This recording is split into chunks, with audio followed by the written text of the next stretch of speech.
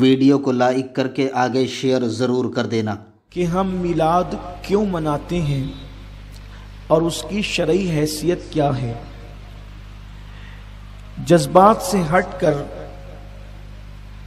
دلیل کی روشنی میں آج ہم اس کا جائزہ لیں گے کہ ہم میلاد مصطفیٰ صلی اللہ علیہ وآلہ وسلم کیوں مناتے ہیں۔ سب سے پہلے تو میں اپنے نوجوان بھائیوں کو یہ بتانے کی کوشش کروں گا کہ میلاد یہ عربی ہے اور میلاد کا مطلب ہوتا ہے ولادت کے۔ بہت دھیان سے سنجیدگی سے سنیے گا، میں پوری کوشش کروں گا کہ گفتگو جذباتی ہونے کی بجائے کچھ مدلل ہو۔ میلاد کا مطلب، یہ میلاد بنا ہے ولادت سے، ولادت کا مطلب ہوتا ہے پیدا ہونے کے، تو میلاد مطلب پیدا ہونا، ولادت۔ اب میلاد ہم جب کہتے ہیں میلاد مصطفیٰ صلی اللہ علیہ وآلہ وسلم، تو یعنی ہم حضور علیہ السلام کی پیدائش کی خوشی مناتے ہیں۔ ہم اللہ کے نبی صلی اللہ علیہ وآلہ وسلم کی ولادت کی اور پیدائش کی خوشی مناتے ہیں۔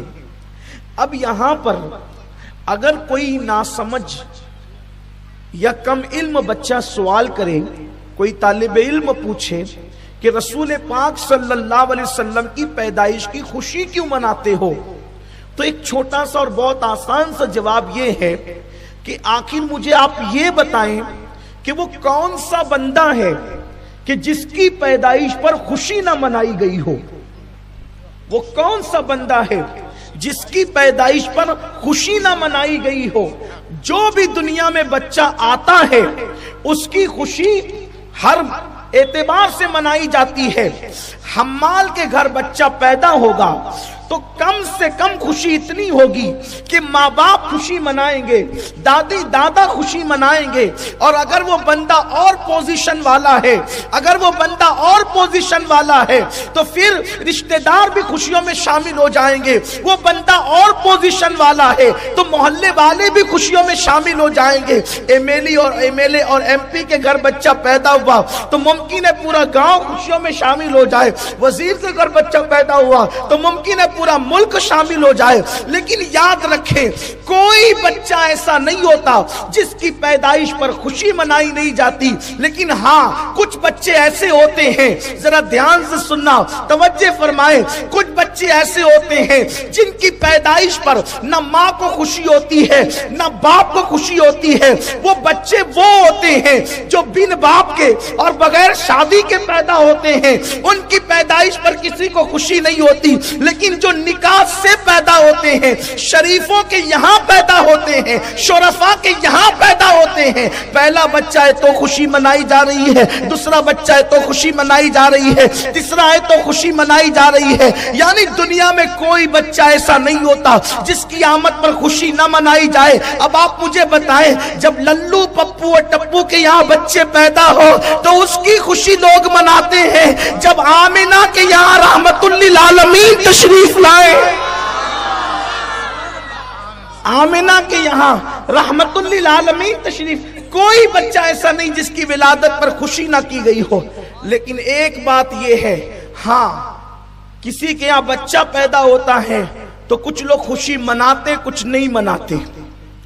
مثال کے طور پر ایک کے گھر میں بیٹے ہی بیٹے پیدا ہو رہے ہیں، گھر والے خوشی منا رہے، الحمدللہ اللہ کا فیضان جاری ہے، کرم جاری ہے اور خوب برکت ہو رہی ہے، آمد ہی آمد ہو رہی ہے، لیکن پڑوسی کو ہے دشمنی اس سے، تو جب جب بچہ پیدا ہوگا اسے تکلیف ہوگی، مبارکباد بھی نہیں دے گا، منہ چڑھائے گا، منہ چڑھائے گا، تو آپ نے کچھ کہنے کی ضرورت نہیں، آپ سمجھ جائیں گے کہ آمد پر یہ جو مبارکباد نہیں دے رہا ہے، اس کے چہرے پر تبسم نہیں ہے بلکہ چہرہ اتر گیا ہے، بلکہ لوگوں سے بھی لڑ رہا ہے.